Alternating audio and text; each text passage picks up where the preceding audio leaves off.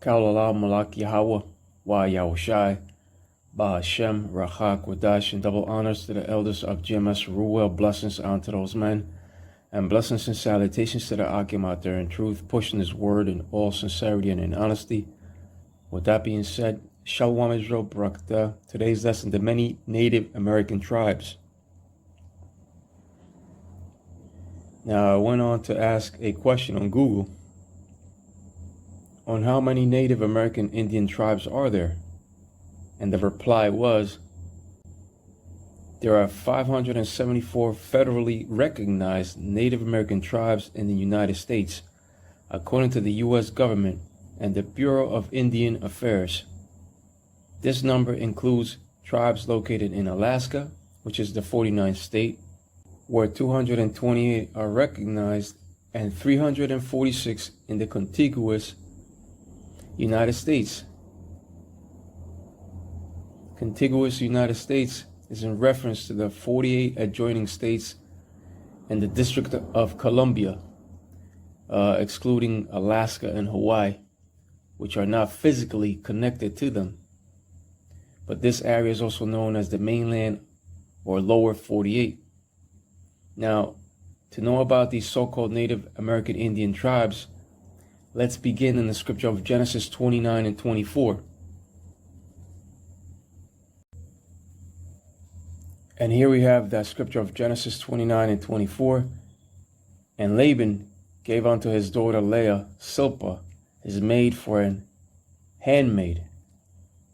Right, Laban gave his daughter Leah Silpah as a personal maid or female servant.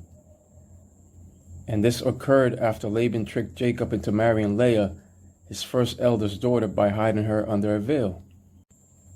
Genesis 30 and verse 9. When Leah saw that she had left bearing, she took Silpah, her maid, and gave her Jacob to wife.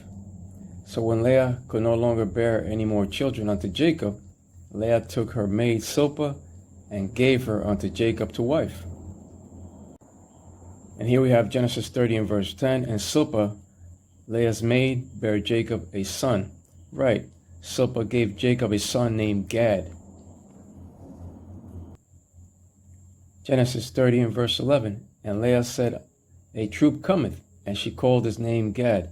So Gad became the seventh son of Jacob, born to Silpah, the handmaiden of Jacob's wife Leah. You see?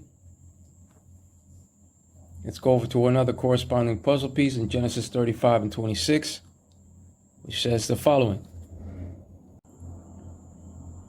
And here we have Genesis 35 and 26. And the sons of Silpah, Leah's handmaid, Gad and Asher. These are the sons of Jacob, which were born to him in Padanaram. Right. Gad and Asher are both from the northern kingdom of Israel, and they both come from Leah's handmaid Silpah. Gad are the so-called North American Indians, and Asher are the so-called Colombians to Uruguay. And that word Padanaram, that's a fertile, flat region in the upper Mesopotamian area that's located in what is now modern-day Syria. Now, when it comes to the tribe of Gad, James Adair linked the Native Americans to the 10 lost tribes of Israel, right? And he's correct, which he argued in his 1775 book, The History of the American Indians. He supported this theory by pointing out what he saw as similarities in religious customs, language, and societal structure between Native American tribes and ancient Israelites. And there you have it. And that's true because the Bible itself also gives clues that the so-called Native American Indian tribes are Israelites. Now, James Adair linked the so-called Native American tribes with the ancient Israelites because he lived among them throughout the course of 40 years. And throughout the course of 40 years, you tend to know somebody. And their customs. Let's go over to Deuteronomy 33 and 20. Deuteronomy 33 and verse 20. And of Gad he said, Blessed be he that enlargeth Gad. He dwelleth as a lion, and teareth the arm with the crown of the head. Right. The blessing of the enlargement of Gad is the vast lands that was given unto them when the 10 tribes arrived to America on ships from the Atlantic Ocean. The woodlands of the east contain beautiful rivers and lakes, as well as prairie lands in the Midwest, including the Sienna Valley deserts and the Pacific West Coast. And Gad, he dwelleth as a lion, and that is relevant to the facial war paint and markings that the so-called Native American Indians wore. And as lions, they hunted the herds of buffalo with swiftness of that roe deer, You see? So the tearing of the arm, that pertains to the Native American Indians' blood brother alliance. Now, the crown of the head speaks of the feathered headdress or war bonnet worn by the chiefs. Let's prove that with Google's very own AI overview. Right, with their own AI overview, let's prove that. That's why this Google AI overview goes on to say, while war bonnets are not formally known by the alternative name crowns, they are often described as being the equivalent of a regal crown in Native American culture, symbolizing the highest respect, honor, and leadership. And it goes on to say, while the wide flaring shape of some war bonnets may have a commanding appearance similar to a lion's mane, the cultural and spiritual symbolism is tied directly to the esteemed qualities and physical features of the eagle and sometimes the bison in the case of horn bonnets, you see? Because sometimes you see them with horns on the sides. And that's the crown of the head that the scripture of Deuteronomy 33:20 spoke of. And of Gad he said, Blessed be he that enlargeth Gad. He dwelleth as a lion, and teareth the arm with the crown of the head. And that speaks of the Native American Indians of Gad. But let's further prove that in 1 Chronicles 5:18. Here we have 1 Chronicles 5:18. The sons of Reuben and the Gadites and half the tribe of Manasseh, of valiant men, men able to bear buckler and sword and to shoot with bow, and skillful in war, were 40,760 that went out to the war. The sons of Reuben are the so-called Seminole Indians. The Gadites are the North American Indians, and half the tribe of Manasseh speaks of the so-called Cubans. These valiant men of these tribes were skillful warriors of war that were able to bear buckler and sword and to shoot with bow. Right, with a bow and arrow. And when it comes to the so-called Native American Indians, they were skillful in war and in weaponry, especially in the tomahawk axe and the bow and arrow. So you see, the scriptures do speak of the so-called Native American Indians.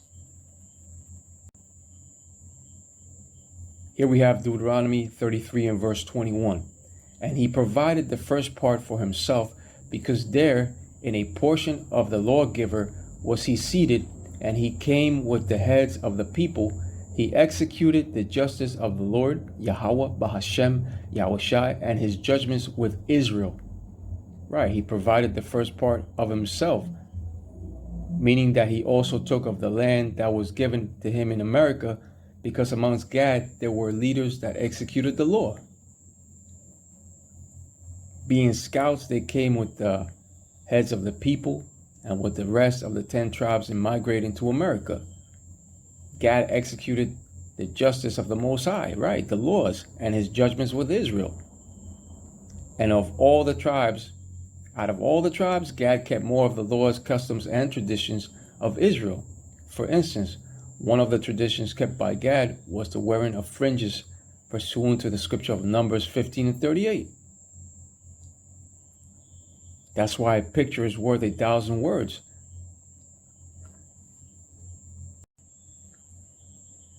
That's why a picture is worth 1,000 words according to this image.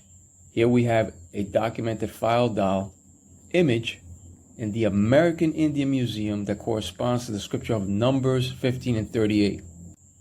Let's begin in Numbers 15 and 37. Numbers 15 and 37. And the Lord spake unto Moses, saying, and Moses was a so-called Haitian, but the Lord, Yahweh Bahashem Yahushai, he made Moses marry his wife Zipporah because her father Jethro knew how to run a tribe. And when it comes to Zipporah, that is found in Exodus 2 and 21, Exodus 4 and 25, and Exodus 18 and 2. And Moses was a king, a prophet, and a priest. He was both a king and a prophet, and a statesman, and a leader. And Moses commanded us a law, even the inheritance of the congregation of Jacob, and he was king in Jeshurun, when the heads of the people and the tribes of Israel were gathered together according to the scripture of Deuteronomy 33, 4 and 5. And Moses came back as Esdras and Zerubbabel. And here we have that scripture of Numbers 15 and 38. Speak unto the children of Israel, and bid them that they make them fringes in the borders of their garments throughout their generations, and that they put upon the fringe of the borders a ribbon of blue. Right. And that's exactly what the doll had at the museum. Fringes and a ribbon of blue, showing you that the Native American Indians are Israelites. A picture is worth 1,000 words.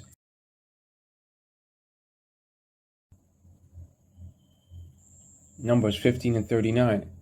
And it shall be unto you for a fringe, that ye may look upon it, and remember all the commandments of the Lord, Yahweh Bahashem, Yahushai, and do them, and that ye seek not after your own heart and your own eyes, after which ye use to go a whoring. Now, the fringes represents the laws, and the ribbon of blue is a reminder to obey and to not forget the laws. It's a physical reminder unto true Israel, which consists of so-called Negroes, Latinos, and Native American Indians, to obey and remember the Most High's commandments in order to help them lead a holy life and to avoid being led astray by their own desires. And that pertains to you so-called Negroes, Latinos, Tainos, and Native American Indians. You are a true Israel, the people of the Lord, Yahweh Bahashem Yahushai. Numbers 15 and 40. That ye may remember and do all my commandments and be holy unto your power. And when it comes to this wicked kingdom, the laws cannot be kept 100%. That's why we always say to the best of your ability. But we rehearse the righteous acts according to the scripture of Judges 5 and 11. But with that being said, let's continue with the North American Indians by going over to the scripture of 1 Kings 8 and 1, because King Solomon assembled chiefs over the tribes. Let's go over to that scripture. 1 Kings 8 and 1. Then Solomon assembled the elders of Israel and all the heads of the tribes, the chief of the fathers of the children of Israel, unto King Solomon in Jerusalem. And Jerusalem is a people before a place. It's first a people before a place. Unto King Solomon in Jerusalem, that they might bring up the ark of the covenant of the Lord out of the city of David, which is Zion, right? Zion means monument and represents Israel. Then Solomon assembled the elders of Israel and all the heads of the tribes, chiefs of the fathers of the children of Israel. Right, Solomon assembled the chiefs over the tribes according to the scripture of 1 Kings 8:1. The so-called Native American Indians are known to have chiefs in their tribes, do they not? That's another clue. And did they not name the Kansas City Chiefs after them? 1 Kings 8:2, and all the men of Israel assembled themselves unto King Solomon at the feast in the month Ethanim, which is the 7th month. And months are determined by the moon. A lunar calendar is a calendar based on the monthly cycles of the moon's phases. Months are determined by the moon. Judges 20 and verse 38, now there was an appointed sign between the men of Israel and the liars in wait, that they should make a great flame with smoke rise up out of the city. Right, that they should make a great flame with smoke rise up out of the city. And this scripture of Judges 20 and 38 is speaking of those smoke signals that the so-called Native American Indians utilized. The smoke signal is one of the oldest forms of long-distance communication, and it's a form of visual communication used over long distances. And in general, smoke signals are used to transmit news, to signal danger, or to gather people to a common area.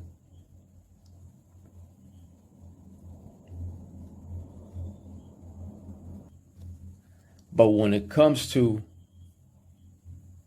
the Native American Indians, those North American Indians, they also made teepees according to the scripture of Exodus 36:19 and 20.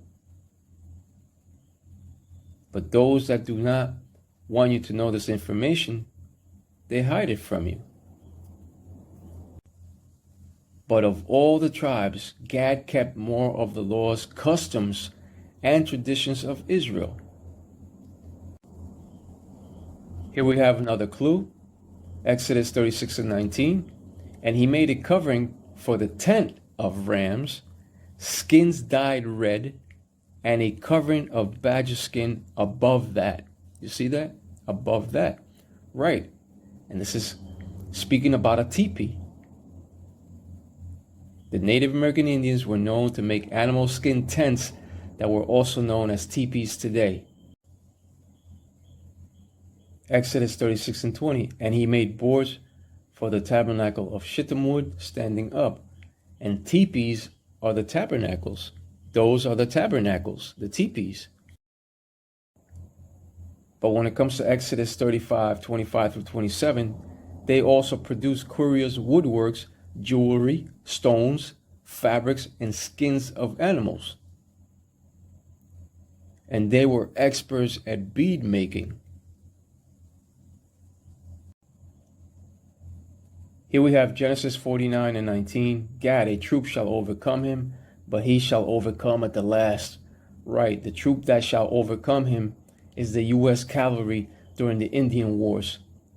The definition of the word troop, which is a noun, means a group of soldiers or a cavalry unit corresponding to an infantry company. And the troop that overcame Gad is the troop of Andrew Jackson. And when it comes to Andrew Jackson, he was the 7th president of the United States from 1827 to 1837 and the military governor of Florida. And Andrew Jackson was the go-to guy when it came to the extermination of the Native American Indians. He also signed and authorized the Indian Removal Act in 1830, which drove out the Indians westward and let the U.S. government possess more and more territory. And that's exactly what they did. They possessed a lot of territory. And when they found something of value, as in the case of the Black Hills, they moved them further out.